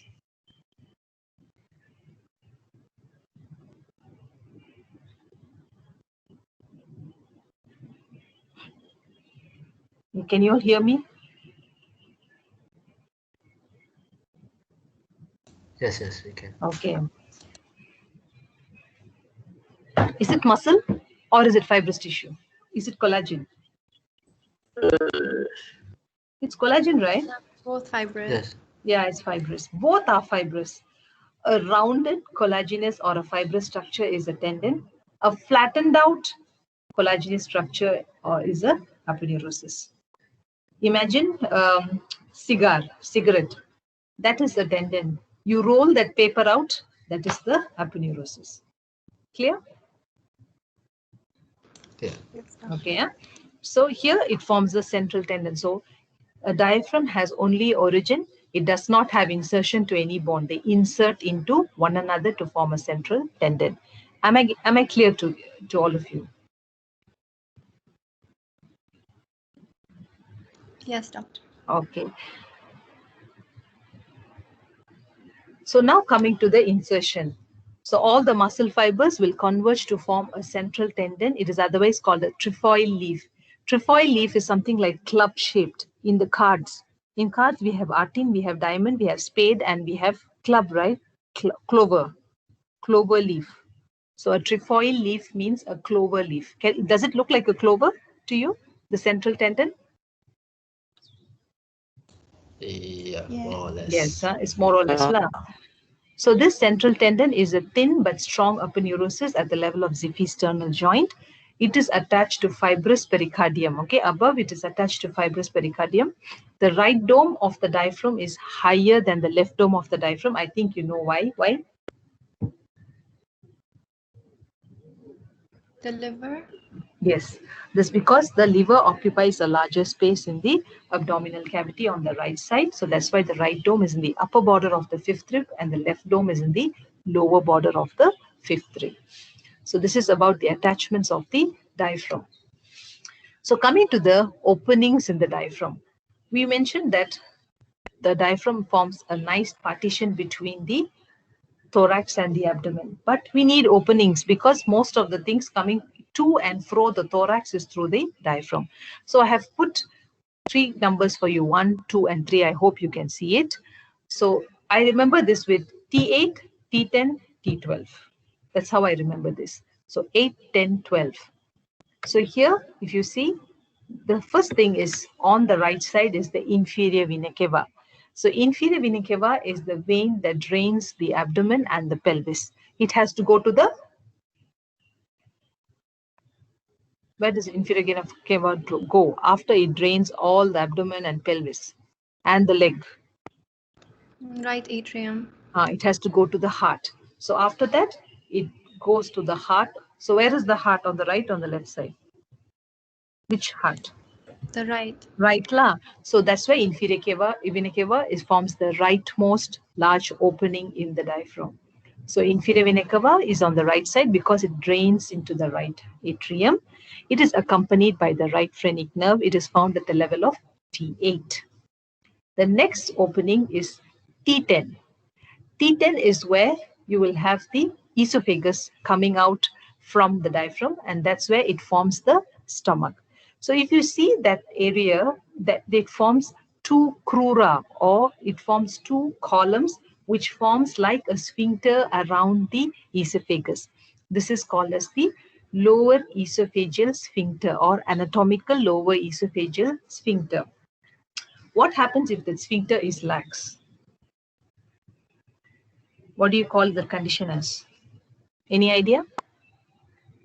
We will teach that in your abdomen, but then I'm just asking you. Gastroesophageal reflux. Yeah, it is otherwise called as hiatus hernia. Hiatus means opening. Hernia means something which is not there is herniated through that. So a part of the stomach will also enter the thorax. In that case, there is reflux of acid, as what Roman mentioned. So automatically, there is actually, the patient will complain of heartburn. Okay, so the diaphragmatic, the crura is very essential, or it forms a nice tight anatomical sphincter for the esophagus at the level of T10. This opening is not only for the esophagus, it is also accompanied by the vagus, left gastric vessels, and lymphatics. So because vagus is a cranial nerve that travels from the brain up to the abdomen. That's why we call it as vagus. Vagus means vagabond. You know what's a vagabond?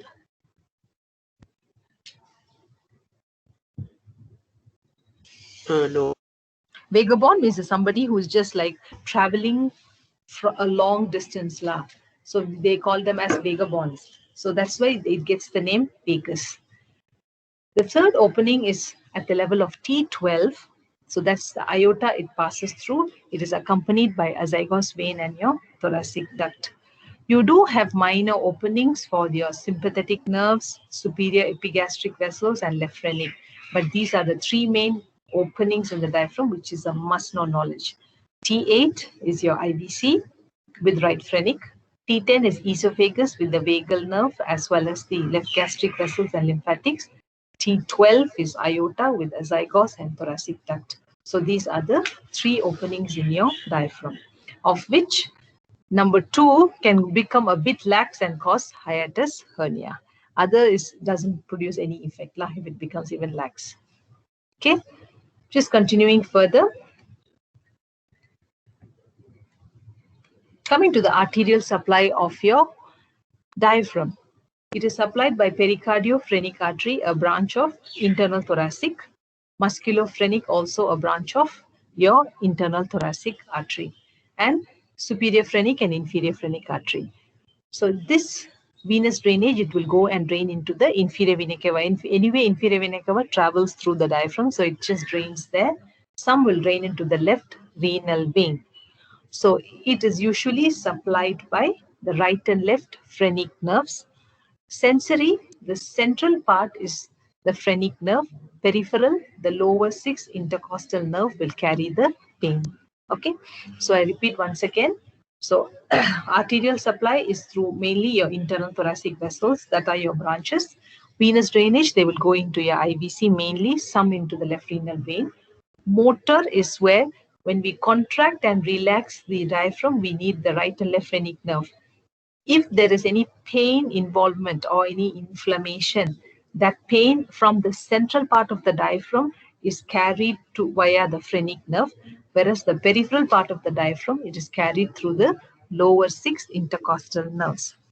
So in case of referred pain, so any inflammation in the central or the peripheral part which part goes to your neck and the shoulder?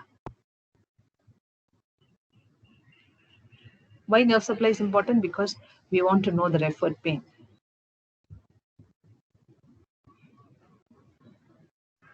What is the nerve root value of your supraclavicular nerves?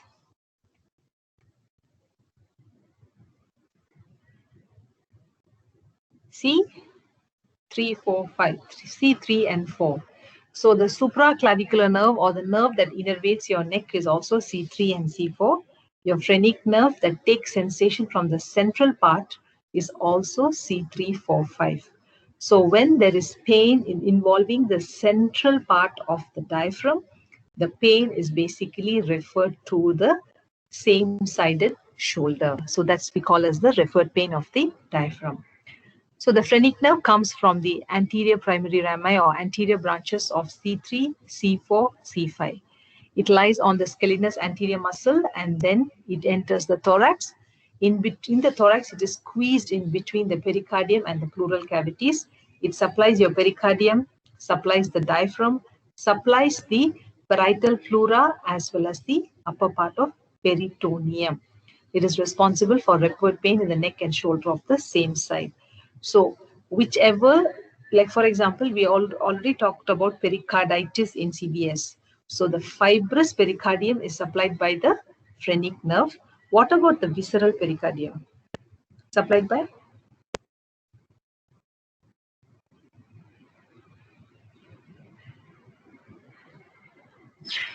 Visceral supplied by? La, give me some reaction, La. Are you all in? Yes, we're in. Okay.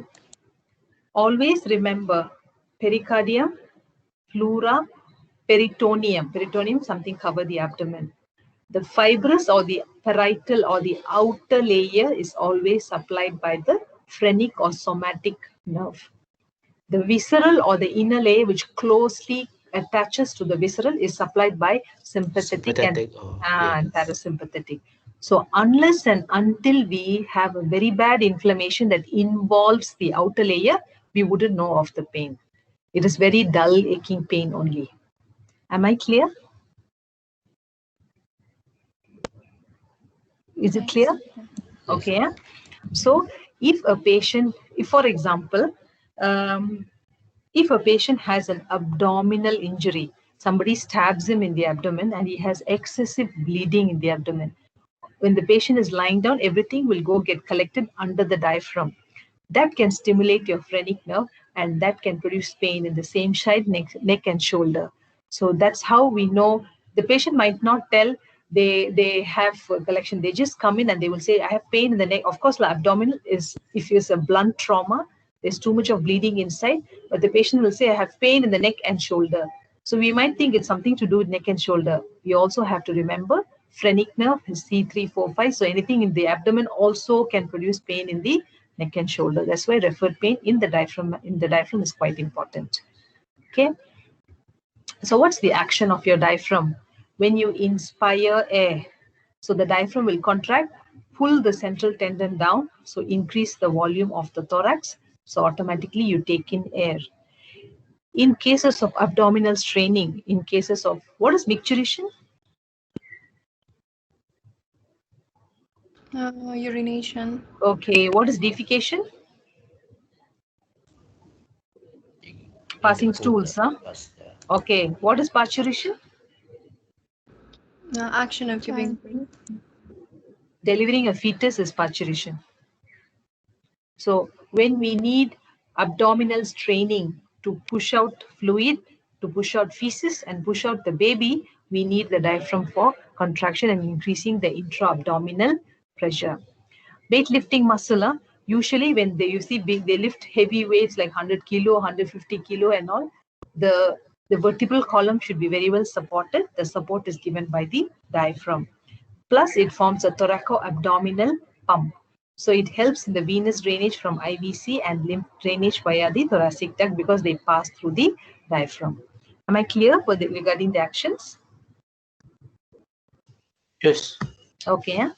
So I'm just continuing. The clinical correlates. Phrenic nerve palsy can occur in a trauma, in compression, in myopathy. Myopathy is generally when you involve the muscles as well as neuropathy. So this causes a paralysis of diaphragm. So the patient will have breathlessness or even respiratory distress. If a diaphragm is palsied, the patient goes in for respiratory distress. Usually they treat the underlying cause or we put them on CPAP. CPAP is continuous positive airway pressure. So when a patient goes in for breathlessness in COVID conditions, we put them in CPAP. That's where we use CPAP a lot nowadays. If the patient still does not recover with CPAP, then we intubate them and put them on a ventilator. Okay, so diaphragmatic palsy or phrenic nerve palsy can lead to respiratory distress because the main muscle of expiration and inspiration is gone. So it's very, very important for your breathing activity. We ourselves do not know the importance of the diaphragm until there is a palsy and go in for a respiratory distress. So coming to the types of breathing, we have two types of breathing, abdominal and thoracic or abdominothoracic. Abdominal respiration is very common in babies and young children. Have you seen babies sleep? The abdomen will go up and down. Our abdomen never goes up and down like that. So after thoracic, after second year of life, the thoracic respiration is restored. Why is it like that? In babies, abdominally, the ribs are nearly horizontal, whereas thoracic, the ribs become more oblique. So automatically, the intrathoracic pressure is very high and low so that we can breathe very well. So in abdominal, it depends on the diaphragm and to increase the thoracic cavity, whereas in thoracic respiration, we use our respiratory muscles for thoracic respiration. So in abdominal, when we see babies lying down, we can see the abdomen going up and down, whereas in thoracic, we usually involve the anterior, only the thoracic wall, not the anterior abdominal wall. Why male uses abdominal respiration and female, they tend to use thoracic? Any reason you know why? So abdominothoracic is common in males, Females have only thoracic, mostly thoracic respiration. Do you know the reason why? Maybe because men are more muscular. So they want too much of air out. No, usually the thoracic pressure as well as the thoracic breathing is well developed in females, because when the lady is going in for a pregnancy, usually they will have increased intra-abdominal pressure. So the body is well built to rely on thoracic respiration alone. Men, they don't have anything in the abdomen. There's something is going to grow in the abdomen like a baby. So they can rely both on thoracic and abdominal. Whereas women, the thoracic respiration is very well developed to accommodate the changes that can occur in pregnancy. So invariably, they are having only thoracic respiration. That's the reason. So now coming to the muscles of inspiration and expiration. So muscles of inspiration, when you want to breathe in, you contract the diaphragm and you contract the external intercostal muscle, of which you will have another two muscles. We call it as levator costorum. Levator costorum means elevating the ribs, and serratus posterior superior muscle. We have a serratus anterior in MSK. In respiratory system, we have serratus posterior, superior and inferior. So when we are breathing now, like all of us now, whoever is not dyspneic, we are contracting our diaphragm, external intercostal, levator costorum and serratus posterior superior. If the patient goes in for a distress, you need to take in more and more air, then we will use the accessory muscles. So what are the accessory muscles of inspiration? Scalene muscles of the neck, sternocleidomastoid, pectoralis major minor, serratus anterior, erector spinae, trapezius, and latissimus dorsi. So basically, when you so you cannot look at all these muscles. You just look at the neck of the patient. If he's using the sternocleidomastoid or the scalene, there is retraction and then there is the movement of those muscles. When the patient is breathing, then you know it's a forced inspiration. Coming to muscles of expiration. Expiration is a passive process, meaning once you expand your chest by increasing the diaphragm and external intercostal, then you just expire means everything elastically, it will go back into its place. So elastic recoil of external intercostal, lungs and diaphragm produces expiration. Here, a little bit serratus posterior inferior will help, which will pull down the lower ribs. But forced expiration is an active process. Here, you will contract the anterior abdominal wall muscles to push all the air outside. You will also use the quadratus lumborum as well as the internal innermost intercostal and subcostal muscles to bring the ribs down. So again, I repeat, inspiration is an active process. So here you contract the diaphragm, external intercostal and levator costorum muscle and serratus posterior superior. If the patient has respiratory distress, you're looking in for the accessory muscles of respiration. Just look at the neck, look at scalenus, sternocleidomastoid. You will know whether the patient is using the accessory muscles of respiration. Sometimes even the levator labiae superioris aliquenasa, your nose muscle also flaring up because the patient cannot breathe. That also can form an accessory muscle of respiration. Expiration or letting out all the air is a passive process just due to elastic recoil of the lungs, your diaphragm, and the external intercostal. If you're using your abdominal wall muscle, your subcostal recession all occurs, then that is a forced expiration. So that is where you use your accessory muscles of expiration. So we talked about levator costarum, serratus posterior superior, and serratus posterior inferior. So this diagram is enough. So levator costarum is actually, it is running in between the ribs. It elevates the rib on the back side. Serratus posterior superior, it is a muscle of inspiration on the upper part. Serratus posterior inferior, it is an expiration of muscle in the lower part. I think that's what you're supposed to remember. Please don't remember the attachments. It's not necessary. So anteriorly, we talked about intercostal muscles. When we go posteriorly, we have three. Levator costarum elevates the ribs. So that is a muscle of inspiration. Serratus posterior superior also elevates the rib, that is a muscle of inspiration. Serratus posterior inferior depresses the rib, that is a muscle of expiration. That's all you're supposed to remember. If the patient is using accessory muscles of inspiration, just look at the neck for the scalene and sternocleidomastoid.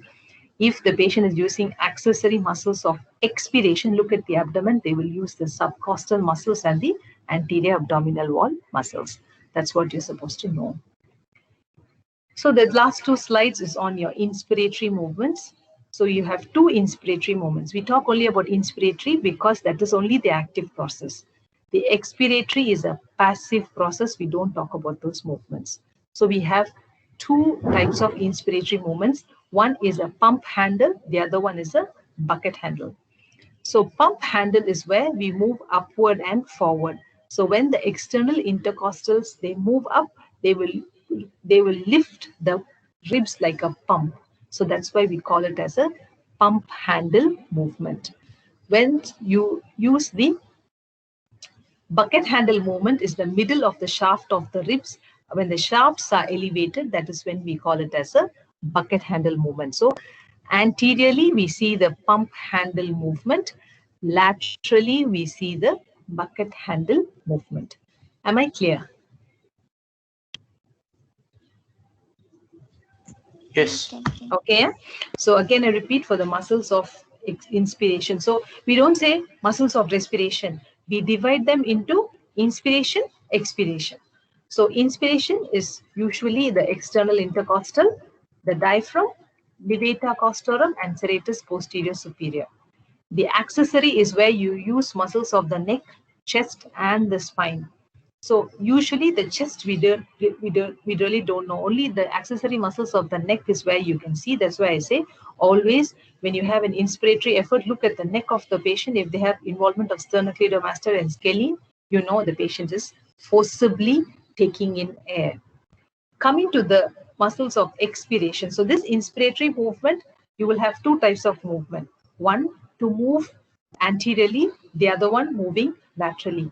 Anterior movement is pulling like a pump upwards. Lateral movement is pulling like a bucket sideways. So that's why we call it as a pump handle movement and bucket handle movement. Expiration, we don't call it a movement because it is a passive process. So usually there is an elastic recoil of the lungs, external intercostal and the diaphragm plus serratus posterior inferior. If you're looking for any accessory muscles of expiration, look at the abdomen of the patient. You can see anterior abdominal wall muscles contracting and the subcostal muscles contracting. So or subcostal recession will be there. So these are the two areas where you want to look for accessory muscles of expiration. So these are the muscles we saw and these are the two movements.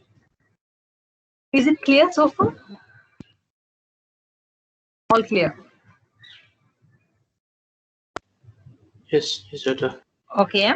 So please sign, don't forget to sign in your attendance. Have all signed in your attendance? No. So, okay, you just, Jonathan, please remind the class to sign in the attendance. Huh? Okay. All right. Yeah. Any doubts? Question. Yeah, please. Why is it at the sternum and iliac crest the stem cells remain hematopoietic when other bones have already matured? Okay, because we need red blood cells to produce. Okay, when we are young, we need a lot of, we just produce the cells a lot, and especially the lymphocytes and all we produce, and we mature them, we make them into T and B lymphocytes and blah, blah, a lot of things. As we grow older, we don't need them, we just need them for maintenance of the body. So that's why only the marrow tissue is present in the sternum and the iliac crest. All right, thank you, Doctor. Okay. Any other doubts in this topic?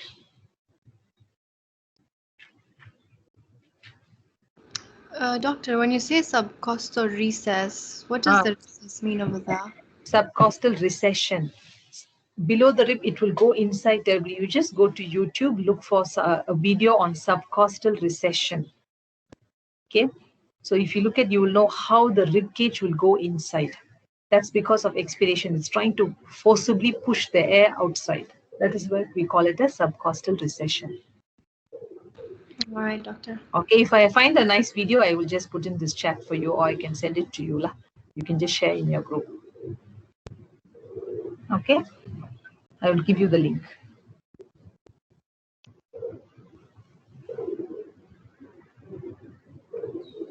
Any other doubts? So can I leave the session? Okay. Jonathan? I think. Okay, yeah? You can stop recording. Okay, thank you. So see you all tomorrow.